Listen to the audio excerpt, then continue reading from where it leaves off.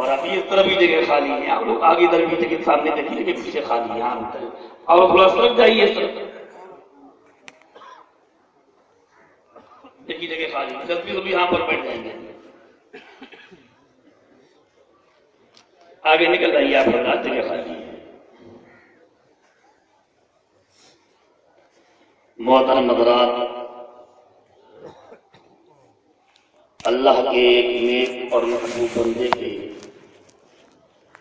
عرس شریف میں شرکت کی ہم اور آپ سعادت اور برکت حاصل کر رہے ہیں۔ آپ حضرات دور دراز سے سفر کر کے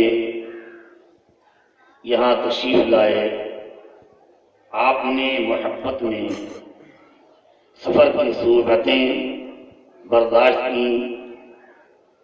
اس وقت انسان کو اپنے گھر سے نکلنا دشوار محسوس ہو رہا ہے، اپنے گھر پر رہتے ہوئے وہ رضائی چھوڑنا نہیں چاہتا،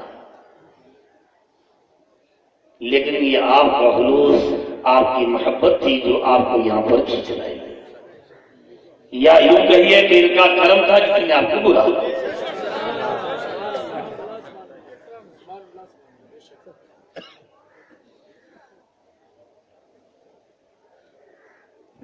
آستان عالیہ سمدیہ بھگوان شریف کی برکتیں، وہاں کی عنایتیں اور وہاں کا صدقہ یہاں تحصیل ہو رہا ہے۔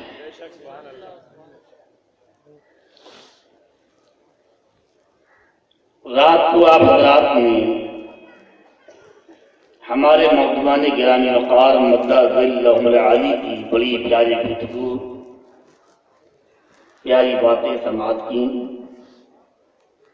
ابھی انشاءاللہ محفل میں یہ حضرات جلوہ فرما ہوں گے اور سیدی مولا کریم حضور صاحب السجادہ شیخ طریقت والا منزلت اعلیٰ مرتبت حضرت علامہ اشراف سید محمد افضل میاں صاحب اللہ دامت برکاتہم العالیہ والقدسیہ سجادہ نشین آستان عالیہ سمدیہ مصباحیہ دارالخیر بھگون شریف، وہ بھگون شریف سے چل چکے ہیں، راستہ میں ہیں، انشاءاللہ وہ بھی تشریف لے آئیں گے، ان کی دعوت سے بھی آپ مشرف ہوں گے۔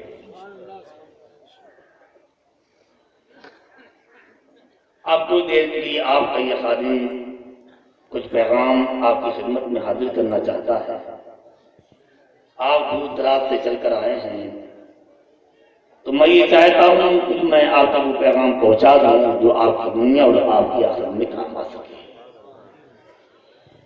اس لیے کہ اللہ کے نیک بندوں کا جو عرس منایا جاتا ہے اس کا مقصد صرف اتنا نہیں ہے کہ آپ آئیے، دہلیز کا بوسہ لے لیجئے، چادر چڑھا دیجئے، پھول پیش کر دیجئے، فاتحہ پڑھ لیجئے۔ اے میرے بھائی، اللہ کے نیک بندے ہمارے چادر اور پھول کے محتاج نہیں۔ اگر ہم بھگوان شریف حاضر ہوتے ہیں، اپنی آقاؤں کے دربار میں چادر یا پھول پیش کرتے ہیں تو اس لیے نہیں کہ وہ ہمارے حاجت مند ہیں، بلکہ ہم اپنی غلامی کا ثبوت پیش کرتے ہیں، اپنا نذران محبت پیش کرتے ہیں۔ تو اس کا مقصد یہ ہے کہ تنہائی تو دنیا سے نہیں کی جانے، کتنی دنیا سے جاتے ہیں، قبر میں جا کے لیٹ جاتے ہیں، سب کی قبروں پر تو لوگ حاضری دینے نہیں جاتے، ہے نا میرے بھائی؟ روزانہ آنا جانے کے سلسلہ لگا ہوا ہے، سب کی قبروں پر لوگ حاضری نہیں دینے جاتے، اور اللہ کے نیک بندوں کے مزارات پر حاضری دینے کیوں آتے ہیں؟ اللہ نے یہ مقام ان کو کیسے دیا، یہ منزل ان کو کیسے ملی، اس پر آپ غور کریں، ان کی زندگی کو سنیں اور اللہ کے نیک بندوں کی زندگی کے مطابق اپنی زندگی گزارنے کی کوشش کریں۔ تو میں اس سے متعلق کی باتیں آپ کرنے کے لیے حاضر ہوں۔ آپ آئے ہیں تو کچھ پیغام لے کر جائیں جو آپ کے کام آئے۔ آئیے گنبد خدا شریف کی جانب رو لگائیے اور بڑے ادب و احترام کے ساتھ ساری کائنات کی مالک مختار حبیب پروردگار قاسم الخیرات والبرکات اقل الموکلا صاحب الشفاعت جناب محمد رسول اللہ صلی اللہ علیہ وسلم کی بارگاہ شریف میں درود پاک کا نذرانہ پیش کریں، بلند آواز کے ساتھ پڑھیں۔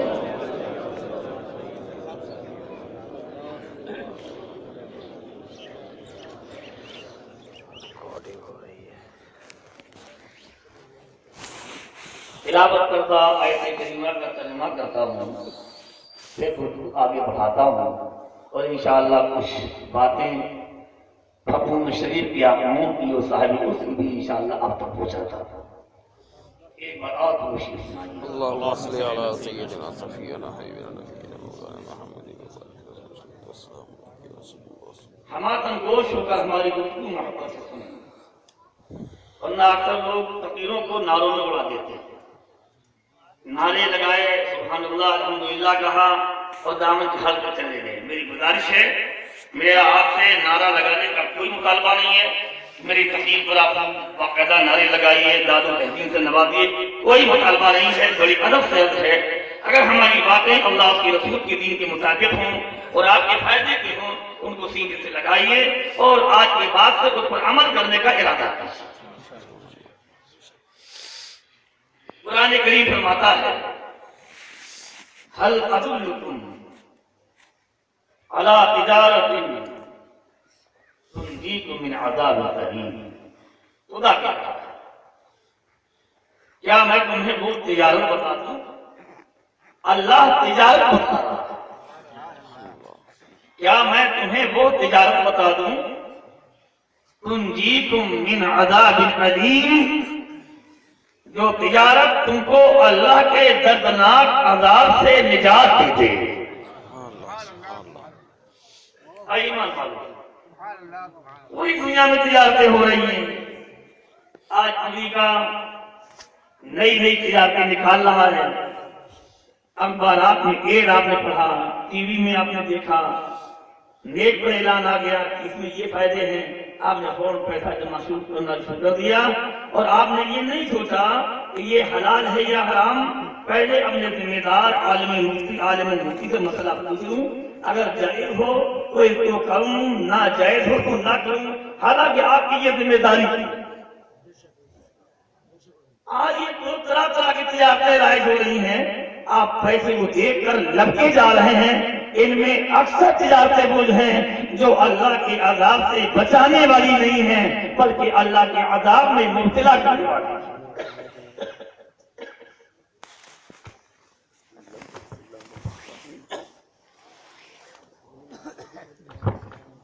تجارت کے ماہرین نے بڑی بڑی موٹی کتابیں لکھا ہے، تجارت کیسے کی جائے، آگاہی مارکیٹ ملے گا،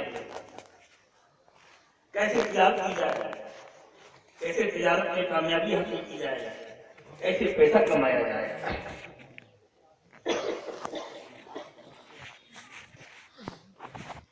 لیکن دنیا کا کوئی ماہر تجارت آج تک ایسی تجارت نہیں لکھنے پایا اور نہیں بتانے پایا جو اس کو اللہ کے عذاب سے بچا،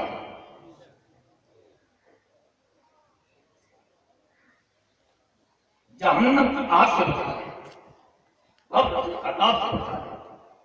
یہ تجارت تم کو تمہارا خدا بتا رہا کہ ہم تمہیں وہ تجارت بتاتے ہیں، تم ہماری تجارت کرو، ان تجارتوں سے ہٹو، تم ہماری تجارت کرو۔ وہ تجارت وہ ہے جیسے اللہ راضی ہوگا، رسول اللہ راضی ہوں گے، دنیا بہتر ہوگی، اور بہتر ہوگی، قبر بہتر ہوگی، آخرت بہتر ہوگی۔ سبحان اللہ۔ وہ کون ہے؟ سنیے تجارت، اور تجارت کو نوٹ کیجیے۔ یہ آیت کریمہ 18ویں پارے کی ہے۔ ایک جگہ ایک طالب کی فاتحہ میں شریک تھا اور ایک قاری صاحب نے اس رکوع کو پڑھنا شروع کیا، میں سنتا گیا اور ایک عجیب و غریب کی حیثیت دے کر تعلیم دی کہ رب العزت ہمیں کیا تعلیم دے رہا ہے اور ہم کہاں جا رہے ہیں۔ آپ اس تجارت قرآن حل ادلکم علی تجارت تنجیکم من عذاب الیم، کیا میں تمہیں وہ تجارت بتا دوں جو تم کو اللہ کے دردناک عذاب سے بچا لے؟ وہ تجارت کیا ہے؟ اب قرآن کی زبان سے سنیے، قرآن فرماتا ہے تؤمنون باللہ ورسولہ، وہ تجارت یہ ہے ایمان لاؤ اللہ پر، ایمان لاؤ رسول اللہ۔ سبحان اللہ سبحان اللہ سبحان اللہ۔ یہ تجارت یہ قرآن بتا رہا ہے، جو تجارت تم کو عذاب سے بچائے گا، جہنم سے بچائے گا، اللہ کی ناراضگی سے بچائے گا۔ تؤمنون باللہ ورسولہ، ایمان لاؤ اللہ پر، ایمان لاؤ رسول اللہ پر۔ اے ایمان والو، یہ جملہ ہمارا آپ نوٹ کر لیں، صرف لا الہ الا اللہ محمد رسول اللہ پڑھ لینے سے ایمان اللہ اس کے رسول پر کامل نہیں ہوتا ہے۔ ایمان کامل اس وقت ہوتا ہے جب لا الہ الا اللہ محمد رسول اللہ کی آپ تصدیق بھی کریں اور اللہ کے رسول کے فرمان کے مطابق زندگی بسر تب ایمان کیجیے۔ پڑھے لکھے علماء بیٹھے آپ سے پوچھے، نفس ایمان کو حاصل ہو جائے، لیکن ایمان کامل نہیں ہوگا، ایمان مکمل نہیں ہوگا جب تک آپ اللہ کے رسول کے دین پر شریعت پر عمل نہ کریں۔ اتنے لوگ یہاں بیٹھے ہیں، آج تو میرے بھائی پیری مریدی بھی ایک تماشا جیسا ہوتا ہے، بولا مجھے برا مت مانیے گا، پیری مریدی ایک تماشا جیسا ایک کھلونا ہو گیا، حالانکہ وہ باغینا رشتہ ہے جو بندے کو خدا سے جوڑتا ہے۔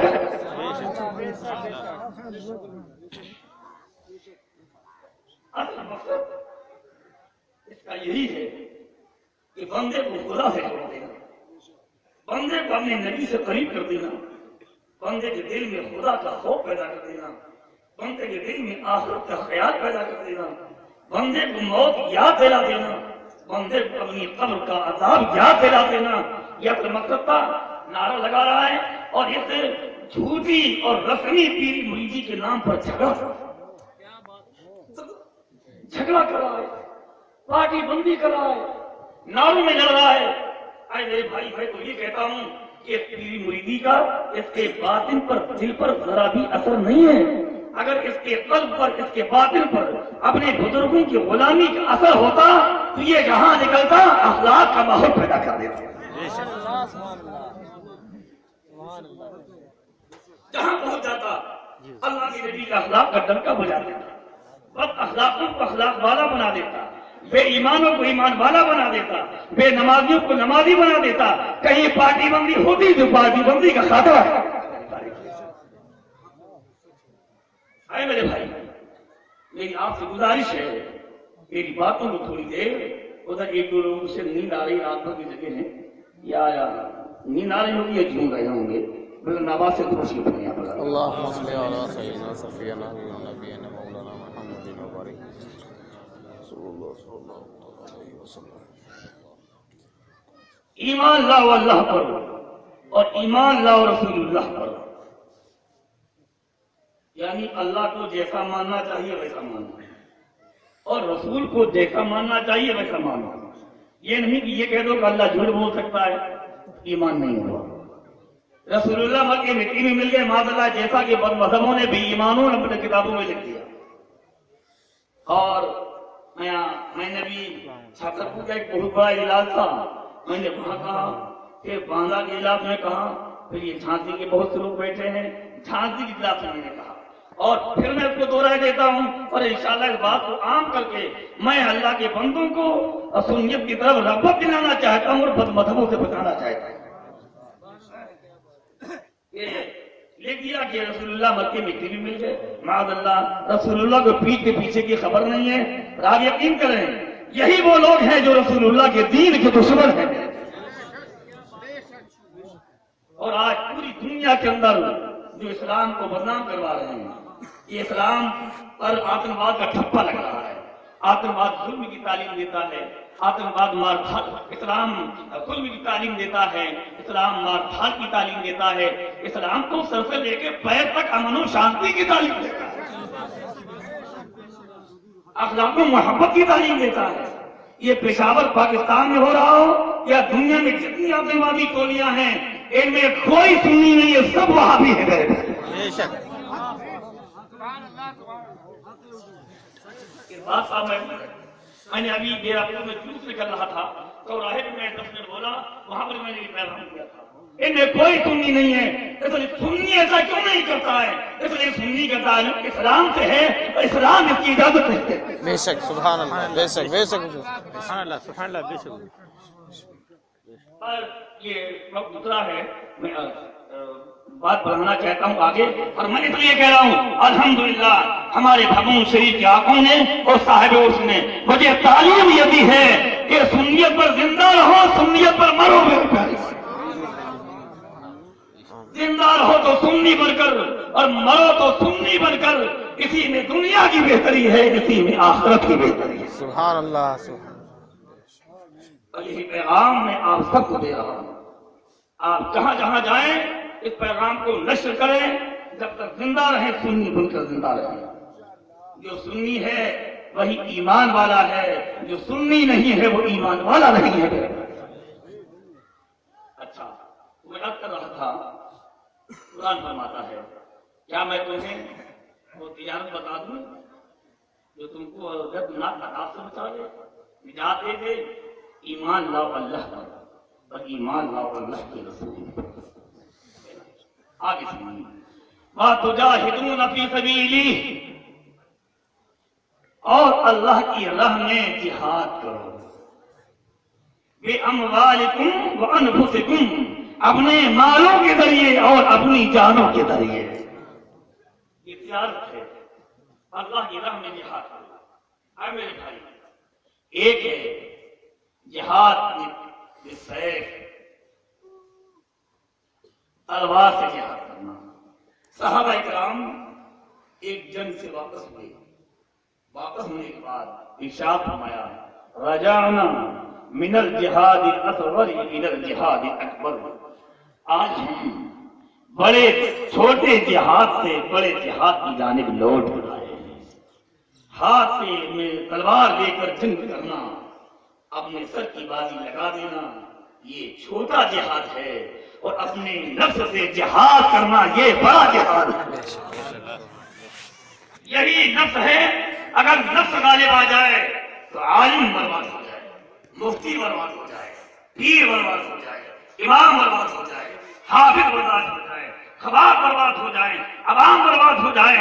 اور میاں اگر نفس پر قابو کر دے اور نفس پر کنٹرول کر دے، آپ یقین کیجئے بندہ اللہ کا ولی ہو جائے۔ بے شک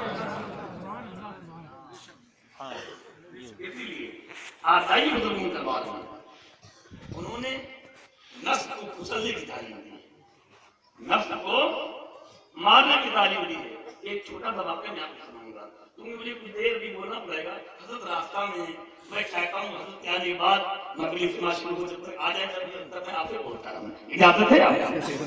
پڑھیے اللہم صلی علی سیدنا سیدنا نبینا مولانا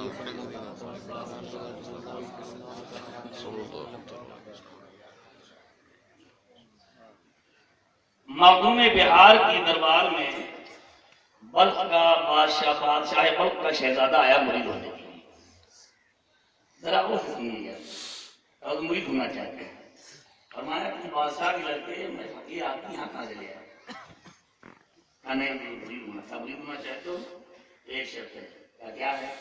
کہ 1 سال تک تم کو جو ہمارے باورچی خانے میں کھانا پڑتا ہے جنگل سے روزانہ لکڑی کاٹ کے لانا پڑے گا۔ 1 سال، 1 سال یہ مکمل ہو جائے گا تب تم کو مرید اس کی آج چکی مرید آنے آئے، مرید ہونے آئے، وہ کہہ رہے کہ بھاگ جا کے تمام پیر ہیں، جانے کتنی پیروں کے اعلان ہو رہا ہے نہیں؟ چھوڑیے میں جا رہا ہوں، سچ بول رہا ہوں۔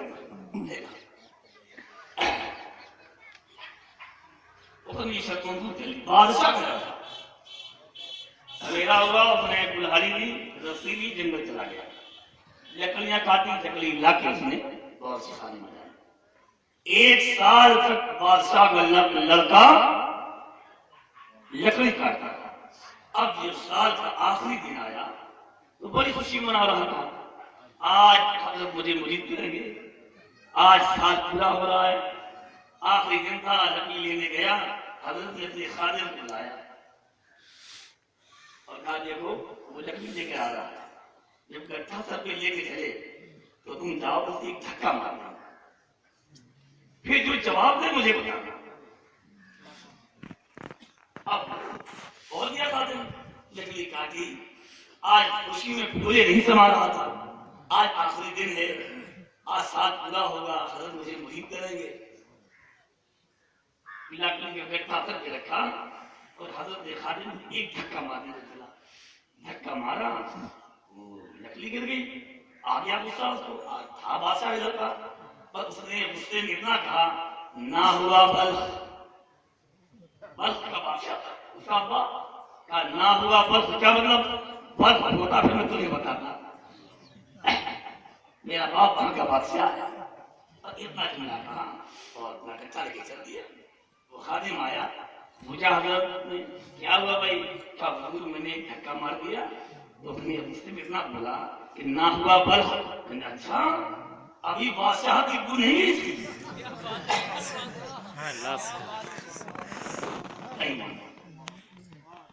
یہ کیوں کیا جا رہا تھا؟ اب نہایا دھویا کپڑے بدلے، کیا حضور مرید ہونا چاہتا ہوں، نکل جا میرے دربار، ابھی تم میرے مجھ سے مرید ہونے کے لائق نہیں ہوا ہے۔ ارے میاں آج کے دور میں یہ جیسے مرید تھے نا، آج کے دور میں ایسی پیر نہیں مل پائے،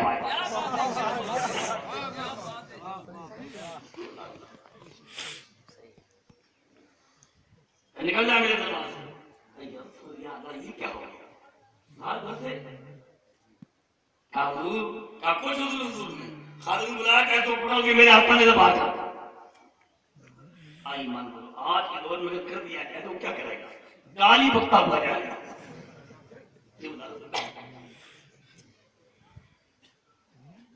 آپ باہر نکل گئے، کیا کرے گا؟ بہت پریشان کرا، لیکن طلب اس کی سچی تھی، محبت سچی تھی۔ رات کا وقت اس کو نکال دیا گیا، اب کیا کرے؟ شام کا ٹائم، دن ختم ہو رہا ہے، اب سوچا کہ یہ باہر نہیں بیٹھتے تو یہاں خادم نہ دیکھ لے، تو یہاں بھی مجھے بھگایا جائے۔ تو آستانے کے باہر ایک بڑی سی نالی تھی، اس نالی میں گھس کے چھپ کے بیٹھ گئے۔ آپ کچھ بھی ہو حضرت کے دربار سے ہم جائیں گے۔ اب صاحب بادل آ گئے، بارش ہوئی، موسلا دھار پانی برسا، جب نالی سے پانی نکلنے لگا تو نالی میں بیٹھے بیٹھے پانی رک گیا، آپ بیچ میں بیٹھے ہوئے تھے۔ حضرت نے فرمایا بھائی شہر میں پانی رک رہا ہے، یہ کیا بات ہے؟ بڑا بڑا ہو گیا ہے کیا؟ پھر بانس لے کے ذرا پورا صاف کرو جا کے۔ اب خادم نے اٹھایا بانس اور نالی میں کھٹا کر مار رہا ہے۔ ایمان والو توجہ سے آج تماشا ہو گیا۔ اب جب اس نے بانس نکالا تو بانس میں خون چنا ہوا تھا۔ اب وہ دوڑا دوڑا گیا کہ حضرت کیا بات ہے؟ اس شہزادے کے نام تھا مظفر۔ حضرت کیا بات ہے؟ لیکن خون آ رہا ہے۔ ہم دیکھا، حضرت کے آنکھ آنسو نکل آئے، فرمایا اس سے میرے مظفر کی خوشبو آ رہی ہے۔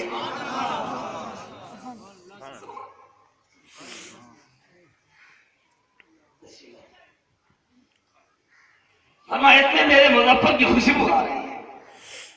اس کے بعد حضرت نے اس کو نکلوایا، اسے نہلایا، دھلایا، کپڑے پہنوائے، اس کو مرید کیا، ایک نظر ڈالی ولایت کے مقام پر۔ سبحان اللہ، سبحان اللہ۔ یہ سال بھر لکڑیاں کیوں کٹوائی جا رہی تھی؟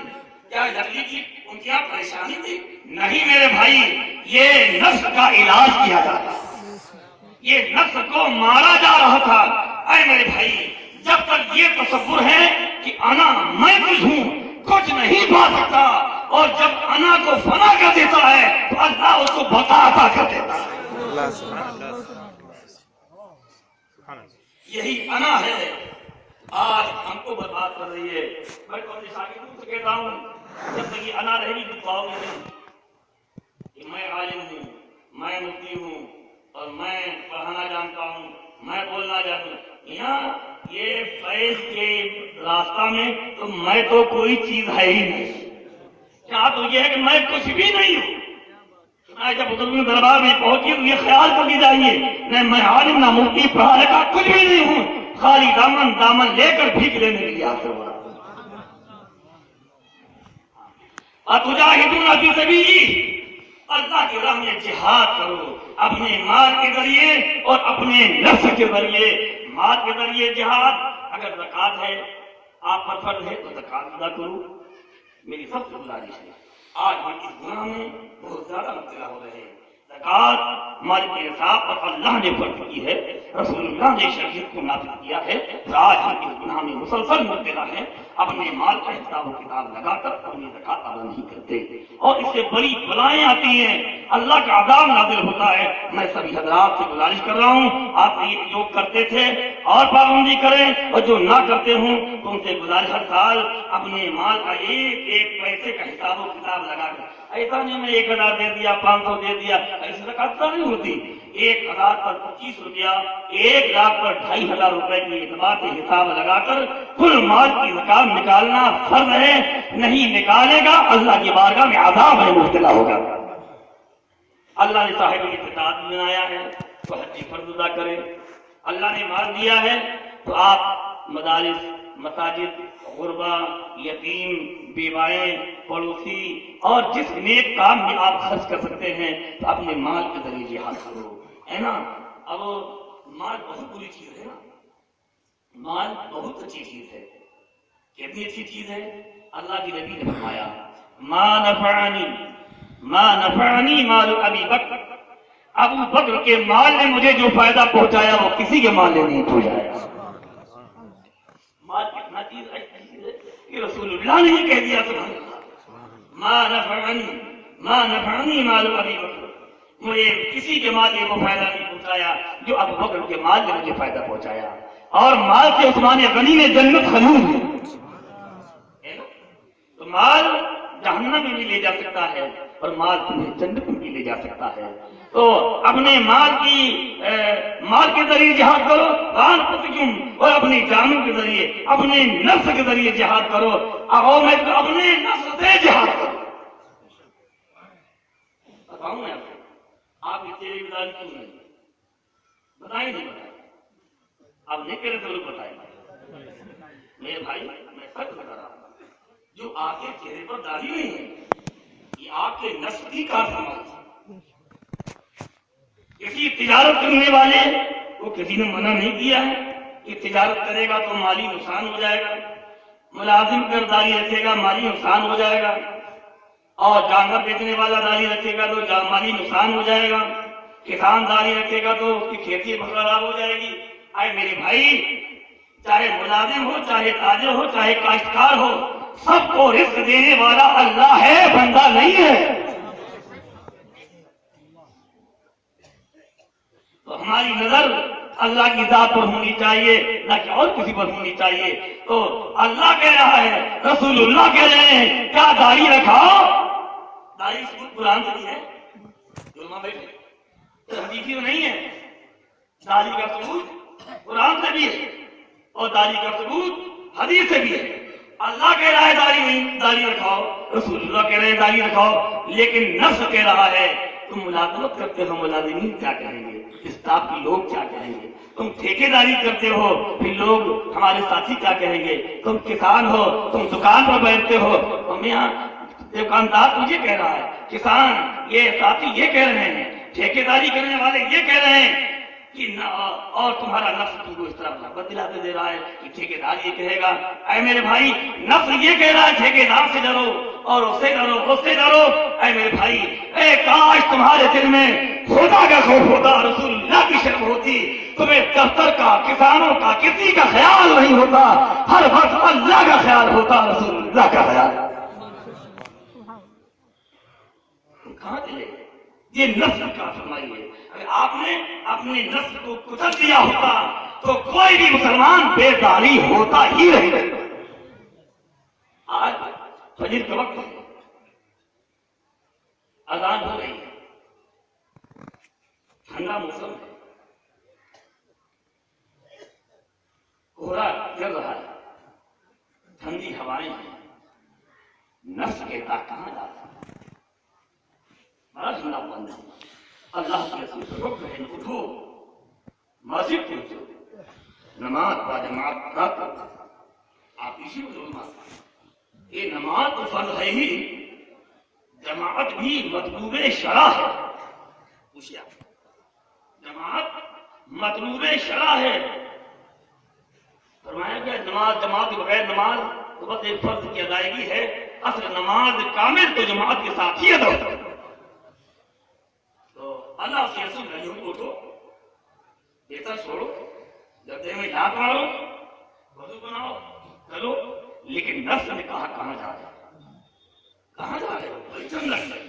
اگر آپ نے اپنے نفس کو ٹھکرا دیا ہوتا، کچل دیا ہوتا، تو آپ یقین کیجئے ایک وقت کی نماز آپ کی قضا نہیں ہونے والی۔ مرید ہو گیا؟ کیسا مرید ہے؟ مرید ہے نہیں ہے، مرید نہیں ہے، یہ مرید نہیں ہے، یہ مریض ہے، مریض ہے۔ اگر اس سے ہی مرید ہوتا ایک وقت کی نماز کا کام، چہرے پر سے داڑھی بھی ہوتی، نماز با جماعت کی پابند بھی ہوتا، اللہ کے نبی کے دین کا یہ خیال بھی رکھتا۔ اے میرے اعزان اسلام، میرے پیارے حاضرین سنت، آپ محبت کے ساتھ آئے ہیں تو میں یہ چاہتا ہوں آپ یہاں سے جائیے، کچھ پیغام لے کر جائیے، اپنی زندگی کو بدلیے اور رسول اللہ کے دین کے سانچے میں اپنی زندگی